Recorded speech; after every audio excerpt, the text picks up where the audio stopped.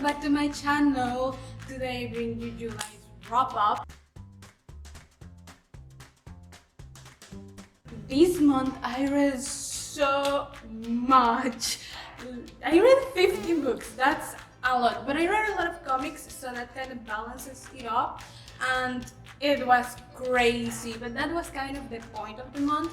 At the beginning of the month, I put myself a little rule that I wanted to adhere to for the month, and I just decided that I wasn't going to be reading any series or any books that were more than 400 pages. That was like my limit, because I wanted to read a lot of fast books and I just wanted to read and read and read a lot, which worked out pretty well at the end. So that was the rule that all these books have in common.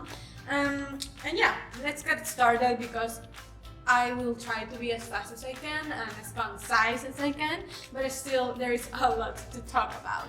I started the month with In Pursuit of Justice, which is the second issue in Through Eyes comics, and I liked the first issue, and this one was pretty much the same. So the whole idea of the comics that attracted me a lot was that we have this girl, Aya, who was in a hit-and-run accident, and she's paraplegic now thanks to it, and she doesn't know who did it, and she wants to know more about it. So she's looking into the files that were all covered up by a law firm, by working there, and then like infiltrating it and stuff like that, which it's kind of fun, but also I don't really see the point of all of it. I think it could have gone very differently, and the art is really pretty, it is, and the story's not terrible, but I don't feel it very much. I ended up giving it 2 stars because of it. So next I read Kingdom of Souls by Rena Barron, and this is a book that I really wanted to get into because it's African fantasy and I have been looking for it very much, and it's a beautiful representation of it. The concept of the book is also so interesting. The world, it's so colorful and so magical, and we have these 2 kind of places. We have the tribes and we have the kingdom, and they operate very differently. In the tribes you have all this magic, and in the kingdom kinda, but not really. And Ara, it's our protagonist, she's 16. She comes from 2 very powerful lines, but she hasn't come into her magic. She doesn't know if she's gonna come into her magic, but she really wants to because of who her parents are. Except that in her last opportunity to get her magic at 16, something happens that will change everything. And the concept is so interesting, and the story, it's just amazing how it's all handled. The way that all this tribal magic it's used, it's so pretty and so tangible. It's a little slow at the beginning. I will say that you need to gears through the beginning at around 15% of the book, but after it picks up, it never lets down, and oh my god, I loved it. I was living for it, and it has one of the best love triangles I've read in a very long time, if not the greatest of them all, so that's super interesting as well. And there is a lot more going on in this book than you first realize, which I love. I gave the book 4 stars, and I had such a great time with it, and I love that it was a debut novel as well, so I'm looking forward as to what Barron has for us in the future, especially because this is the first of the trilogy. Then I read a series. I did say I was not gonna read series, but these ones were super short, so they kind of don't count, at least not in my book. I've been wanting to read this book specifically for a very long time, but I didn't because I wanted to wait till I was a bit older to get into it and probably relate more to it. And the book is Adulthood is a Myth by Sarah Anderson. This is a graphic novel that bases itself in, the title says it's Adulthood is a Myth. It's just humor and very relatable, and the little art, it's so simple but very funny, and it was so relatable, especially I think if you're an introvert and a woman, though if you are none of those things, you will still probably find it funny, but it's way more relatable if you are both of those things, and obviously an adult. You can read it if you are not, but I think it's a lot more relatable and enjoyable once you really start adulting and all that comes with it. So yeah, I read it and I gave it 3 stars. I had such a great time with it, so I had to read the other 2. And I read Big Mushy Happy Lump. That's a name that's a little difficult to remember. I gave it 3.5 stars and I loved the added dialogue that she did. It was a nice addition. And Herding Cats, which I gave 3.5 stars as well. It was so much fun. The dialogue is more concise in this one, more like a chapter, but not all dialogue, but a lot of images as well. It worked really, really well, and it was probably my favorite of the 3. But all in all, I love them. After that, I read The Scorpio Races by my Steve Vader, and this is an standalone. So yeah, this does adhere to my rules that I have for the month. And oh my god, it's such a beautiful book. Steve Vader has said that it's her favorite book of the books she has written, and I can definitely see why. It's completely character driven, so there is not so much around the plot except the races, which are like obviously the main goal of the book. And what are these races? Well, the concept is pretty simple, and you have these water horses that are native to the island of Tisby, and every year they come out in the winter and they have the races. That's what the island is known for and what it thrives from. It brings all the tourists and all the stuff. And these water horses are so interesting because they are also very, very dangerous. They are very dangerous races, since the water horses want to return to the sea and live in the sea. They are water horses and they are carnivorous. So that's a nice little twist, I think. And yeah, it's just we follow Puck and Sean, and both of their voices are so interesting and enchanting in a quiet way. You can feel the magic of the book, even though it's not precisely magical, but it has something really, really alluring that it's very difficult to put into words, but that I loved. I could feel it on my bones. I loved Puck. I think she was amazing as a main character, and her personality was really fun. Now there are 2 little side characters that stole my heart with all they have, but it was really fun. And seeing the relationship, the interactions, the bond between the horses and the riders was also a real treat because I love that. I gave the book 4.5 stars, and I think this will become a favorite, which I will not have guessed until I read it, but it's really, really enchanting. After that, I read another book that has been on my TBR for the longest time, and that is On the Rose-Tinted Skies by Louise Gornall. And this is a book I've been wanting to read a lot because I love reading about mental health and just getting to understand it all a little bit more. It's so interesting, and this one, it's, dwells into that. It's more about agoraphobia and OCD, which I don't know a lot about agoraphobia, so that was an interesting read.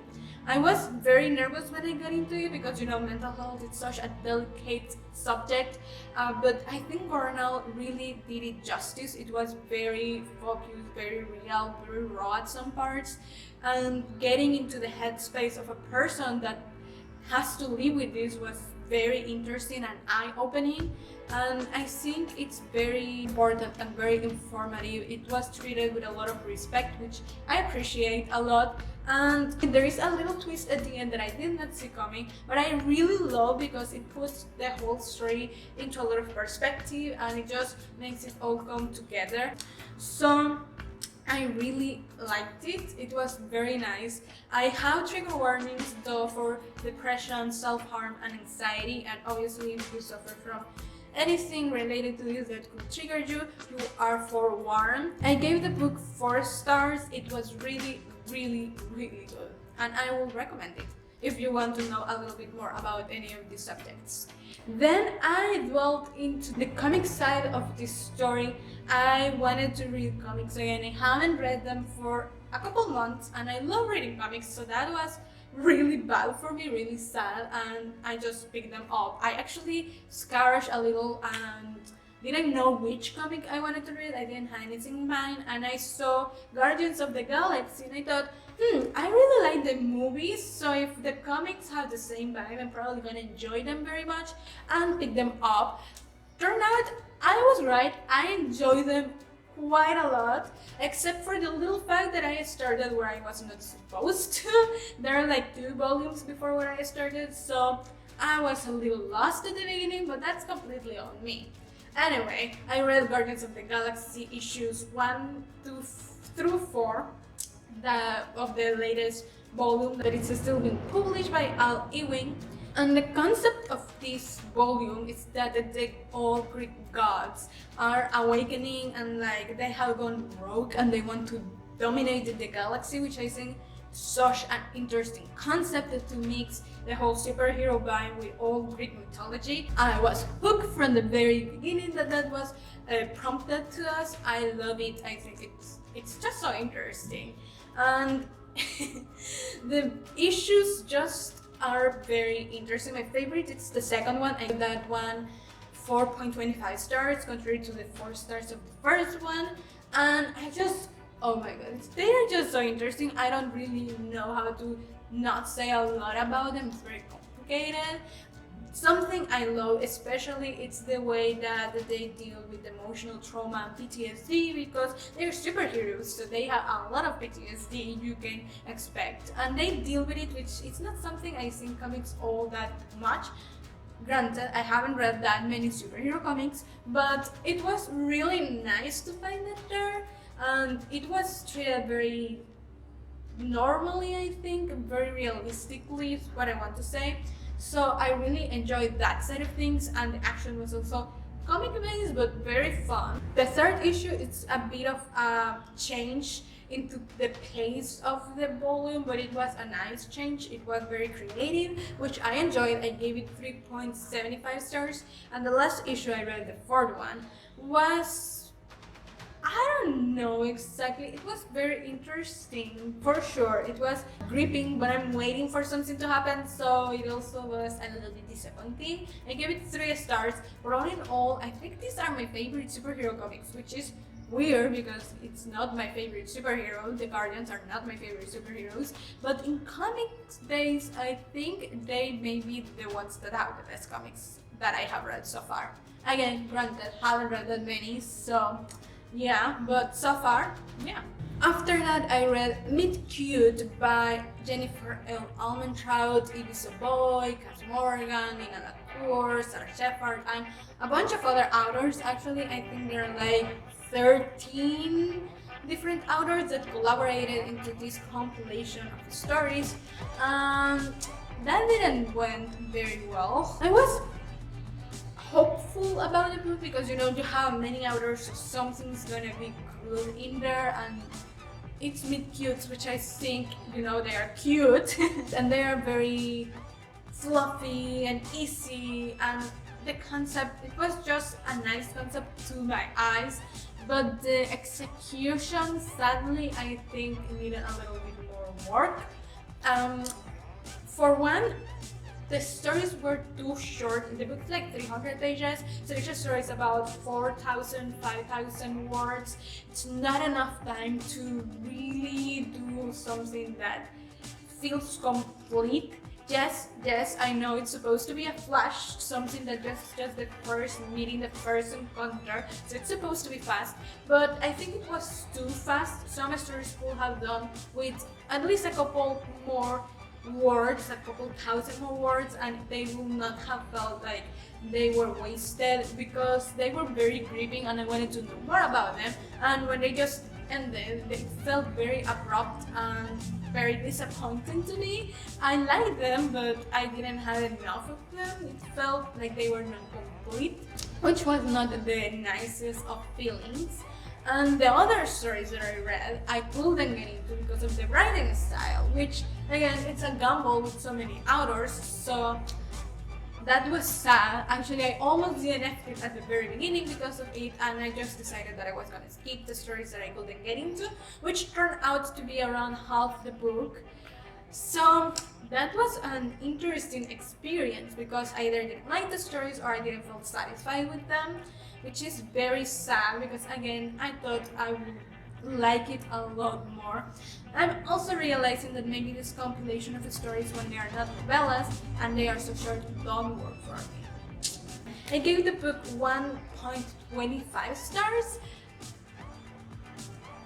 Then I continued reading the comics from Darth Vader that are being released this year. I actually missed one, which, how fun, but I just read it, so that's completely fine. They are by Greg Pak, and the whole story is just Vader discovers that Luke is his son, and he goes looking for answers of how that happened because he thought, the baby died with Padme.